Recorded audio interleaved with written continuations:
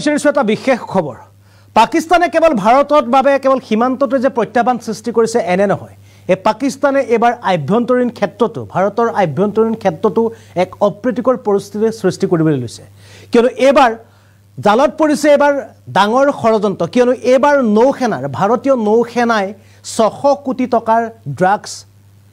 জব্দ কৰাৰ লগতে 14 গৰাকীকৈ পাকিস্তানীক আটক কৰিছে ভাৰতত আমি জনাব বিচাৰিছো এই মুহূৰ্তত এটা ৰাষ্ট্ৰীয় পৰ্যায়ৰ ডাঙৰ খবৰ ভাৰতৰ এন্টি টেৰৰিষ্ট স্কোৱাডৰ বৃহৎ সফলতা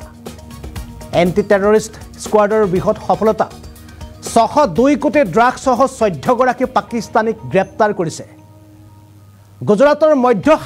সাগৰদি অবৈধভাৱে কঢ়িয়াই আনিছিল বৃহৎ পৰিমাণৰ ড্ৰাগছ প্ৰায় 86 কিলোগ্ৰাম ড্ৰাগছ সহ গুজৰাটৰ পুৰবন্দৰত গ্ৰেপ্তাৰ কৰিছে পাকিস্তানে এটিসি আৰু এনসিবিৰ যৌথ অভিযানত এই বৃহৎ সফলতা লাভ কৰিছে পাকিস্তানৰ পৰা গুজৰাটৰ উপকূলীয় হৈ ৰমৰমীয়া বেহা চলাই থকাৰ তথ্য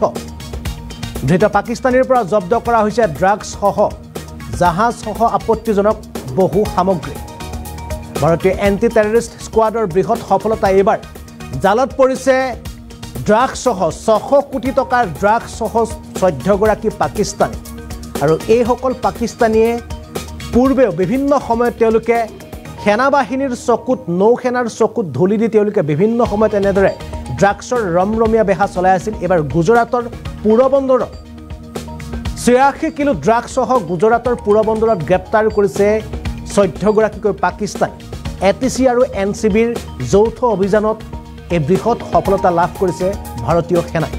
ভাৰত চৰকাৰৰ পৰা পাকিস্তানৰ পৰা গুজৰাট উপকূলীয় হৈ ৰমৰমীয়া বেহা চলি আছিল ধৃত পাকিস্তানীৰ পৰা জব্দ কৰা হৈছে জাহাজ সহ আপত্তিজনক বহু সামগ্ৰী আৰু এই খবৰ জনাইছো যেহেতু বিভিন্ন সময়ত পাকিস্তানে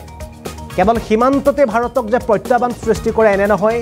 এবাৰ পাকিস্তানীয়ে ভাৰতত প্ৰৱেশ কৰি ড্ৰাগছৰ ৰমৰমীয়া বেহাৰ বাবে তেওঁলোকে ভাৰতত প্ৰৱেশ কৰাৰ আৰম্ভ কৰিছে তেওঁলোকে সাগৰীয় জাহাজেৰে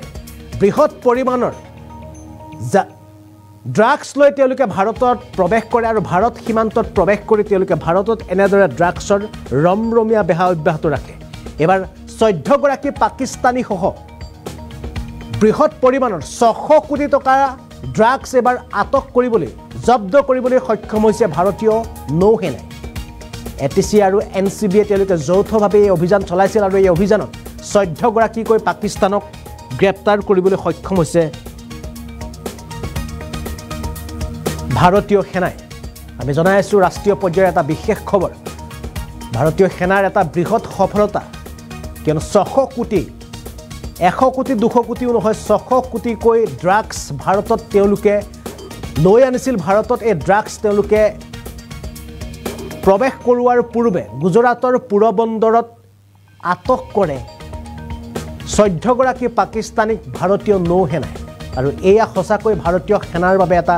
বৃহৎ সফলতা কিয়নো ইমান বৃহৎ পৰিমাণৰ ড্ৰাগছ যদি ভাৰতত প্ৰৱেশ কৰিলে হয় তেন্তে বহু লোক এই ড্ৰাগছত আসক্ত হৈ তেওঁলোকৰ জীৱন বিপথে পৰিচালিত হ'লহেঁতেন আৰু ধৃত পাকিস্তানী কেইজনৰ পৰা জাহাজ সহ আটক কৰিছে বহু আপত্তিজনক তথ্য